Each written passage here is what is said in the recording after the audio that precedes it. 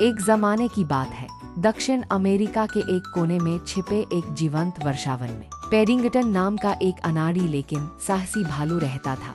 पेरिंगटन किसी भी अन्य भालू से अलग था। वह चटक लाल टोपी और चमकदार नीला कोट पहनता था और स्वादिष्ट मुरब्बे वाले सैंडविच ढूंढते समय मुसीबत में फंसने की उसकी अद्भुत क्षमता थी। एक दिन पेड़ों से लटके पके फलों की मीठी खुशबू का आनंद लेते हुए पेरिंगटन ने चहचहाते तोतों के बीच बातचीत सुनी। तोते वर्षावन के भीतर छिपे सोने के पौराणिक शहर एल डोराडो के बारे में गपशप कर रहे थे। कहानियों में अनंत खजानों, शानदार झरनों और सूरज से भी ज्यादा चमकते शहर की बात थी। पेरिंगटन की आंखें जिज्ञासा से चमक उठीं।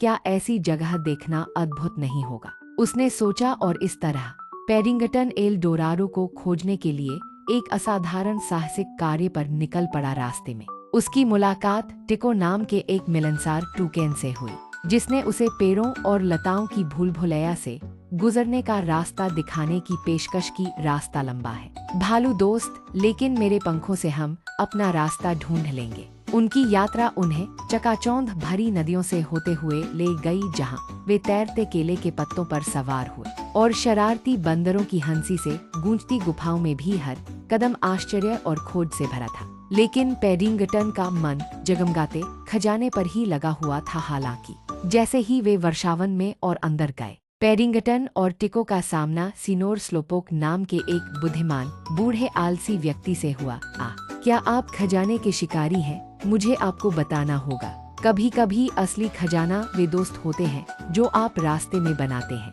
उसने एक जानकार मुस्कान के साथ कहा।